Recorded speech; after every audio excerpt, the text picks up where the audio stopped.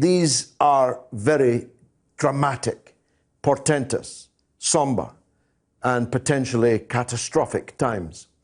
What happened in the early hours of Friday morning in the airport precinct at Baghdad International Airport to an internationally accredited diplomat with a diplomatic passport, a general of the Iranian armed forces, and many others, 9 others, were obliterated in seconds by a drone strike boasted of immediately by the United States government. The Pentagon was careful to insist in the first sentence that the action was at the direction of the president.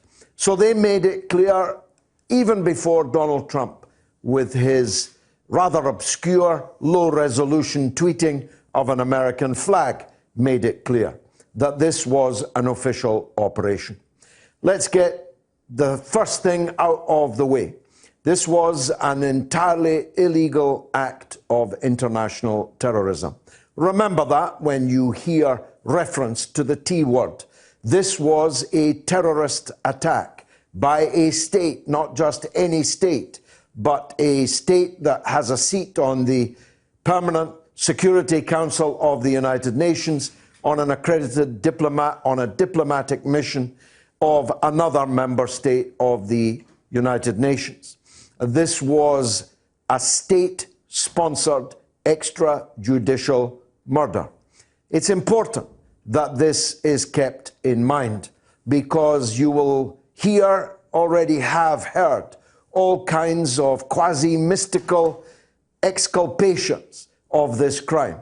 There is no ground in international law for the action that the United States government took on Friday. It was an act of piracy. It was an act of international terrorism.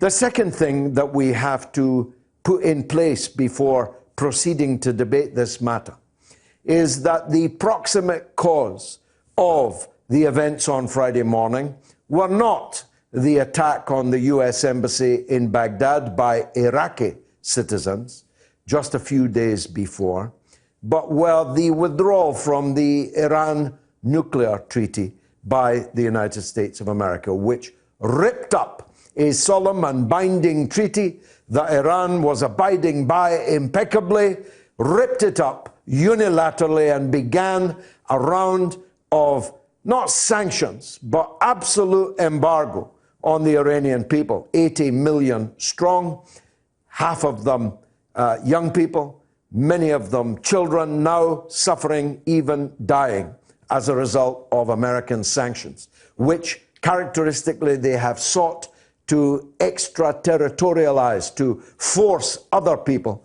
into implementing their unilaterally imposed sanctions. That's where this begins. There was a treaty. It was working well. Donald Trump ripped it up.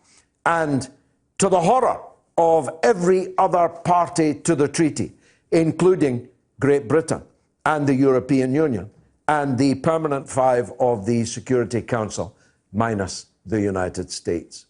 All other actions have flowed ineluctably from that.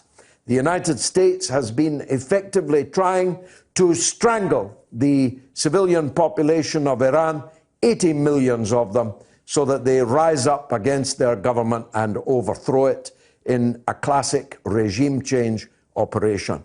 Classic even for Iran. In 1953, the United States and Britain ignominiously played exactly the same role in trying to secure the overthrow of the democratically elected Prime Minister of Iran, Mr. Mossadegh. It's a repeat of the Operation Mongoose of 1953, which seeks to bring about entirely illegitimately, illegally, the overthrow of a sovereign government, a member state of the United Nations. Now, the events at the US Embassy only happened because Donald Trump bombed a camp belonging to a part of the Iraqi National Army. The Popular Mobilization Forces are a part a legitimate, accredited part of the Iraqi armed forces.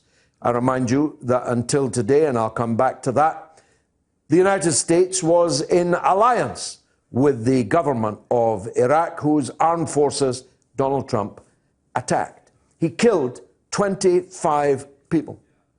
By the way, many of them were Yazidis.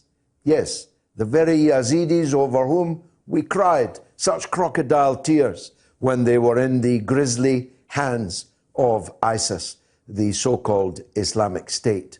The bombing of the PMF camp killed 25 people, and when the crowd had finished burying them, they headed for the US Embassy.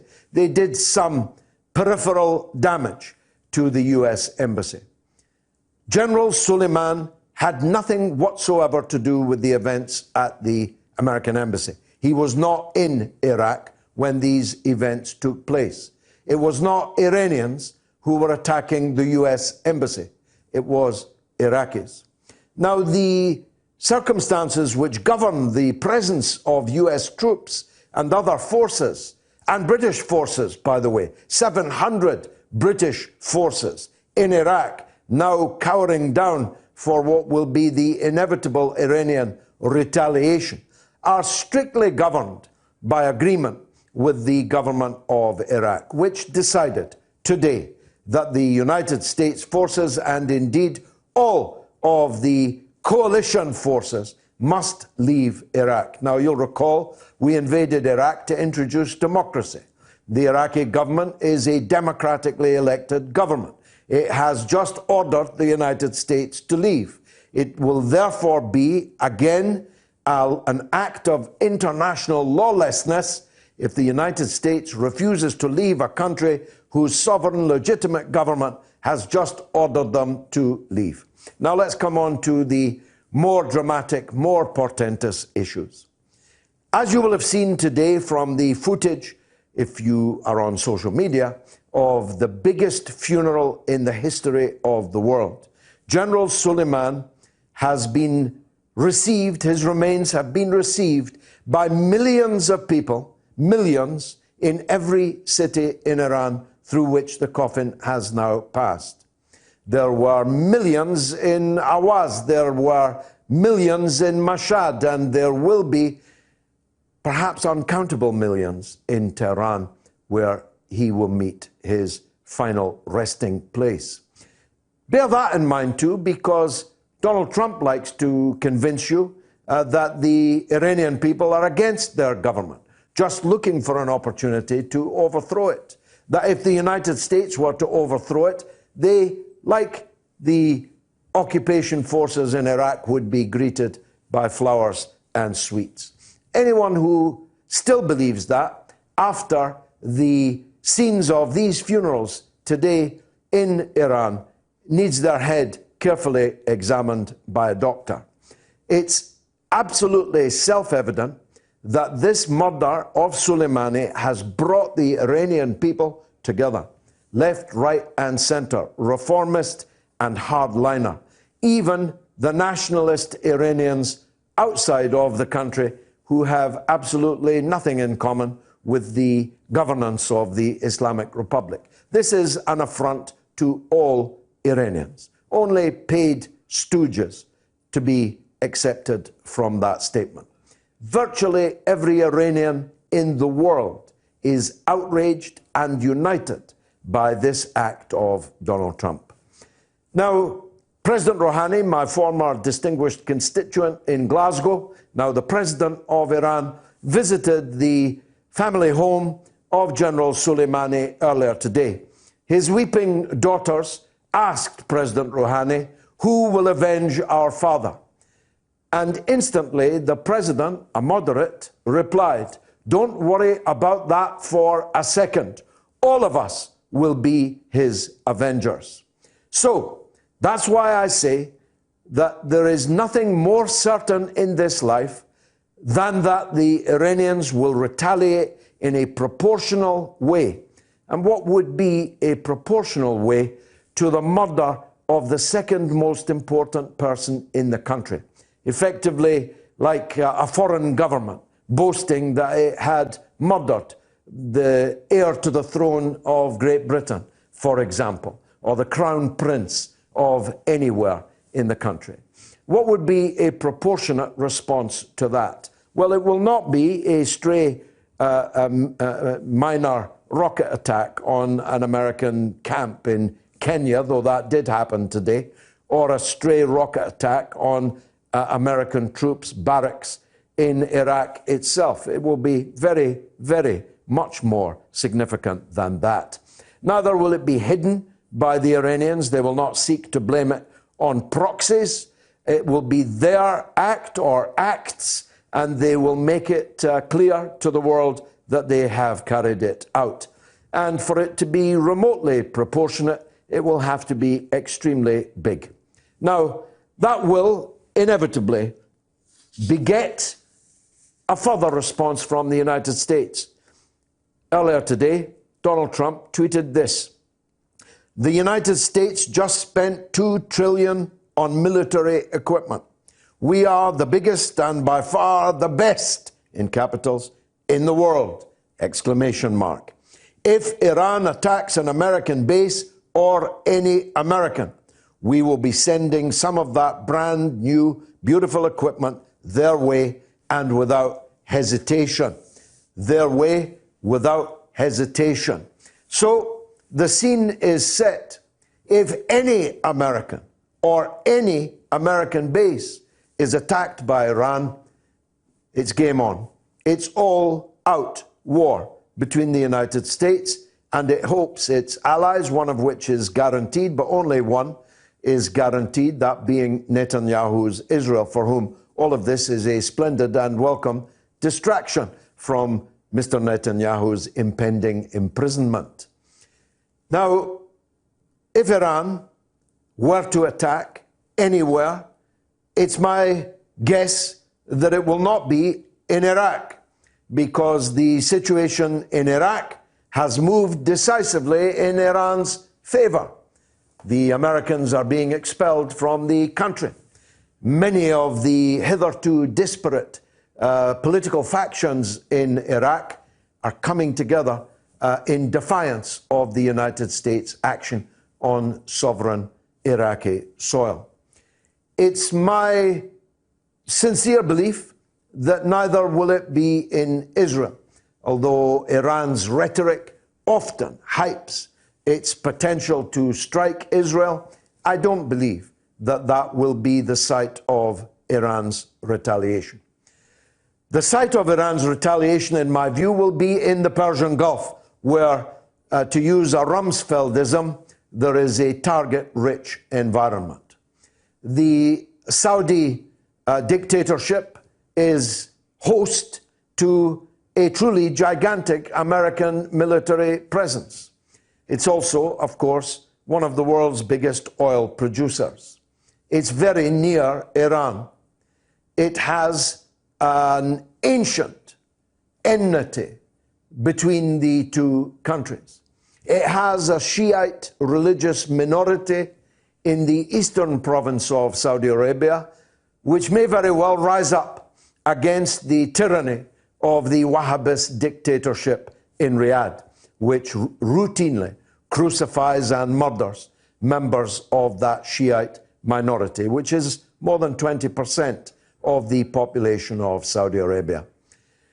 If Iran hits Saudi Arabia and sends its oil fields into Australian levels of fire, then there will not be a barrel of oil to be procured in the world at less than $500. That's my prediction. An oil price shock that will destabilize the world economy instantly. The price of oil already steadily rising before a shot has been fired by the Iranians in retaliation. But there are others. There are others, in particular, like Bahrain. It's my belief, I have no internal information on this, of course, but I do know about military and political events. And I do know the demography and the topography of the Middle East very well. It's my belief that the Iranian attack in response to the murder of General Soleimani will take place in Bahrain, where an exceedingly target-rich environment exists, where you have an overwhelming Shiite minority population ruled over by a tiny and ridiculous comic opera, Gilbert and Sullivan Sunni monarchy, which only exists because across the causeway in Saudi Arabia, it has limitless support from Saudi Arabia. So if you attack Bahrain, you're also attacking Saudi Arabia. But here's the rub. The US 7th Fleet is based in Bahrain, as is, thanks to the government of Theresa May, a brand new British naval base, where naval assets from both countries shelter. Now, Bahrain is a very small place. It's the size of a very large car park. And in that car park, you have the possibility of hitting British, American, Saudi, and Bahraini targets in a way which can obliterate Bahrain as an independent state. My logic is that that is the place where Iran will strike. But wherever it is, it will be responded to, according to Donald Trump on Twitter, without hesitation, in moments. And then we've got a very big quagmire, a very big bonfire indeed. Because when Donald Trump responds, Iran will respond again, and Donald Trump will respond again, and Iran will respond again. The Straits of Hormuz will be closed and on fire. The Saudi oil fields, perhaps on fire. The Qatari and Emirati oil fields on fire. You won't be able to buy a barrel of oil by that time at any price. And so the international economy will come crunching to a halt. And that's before you factor in what the attitude will be of Iran's friends. Its big friends, Russia and China, and its smaller friends, Hezbollah in Syria and in Lebanon. Its friends in the Palestinian resistance in Gaza and elsewhere. You feel me? I'm not necessarily talking about World War III, but I am talking about war throughout the world. And if that isn't enough to make you sit up straight and pay attention, I really don't know what would.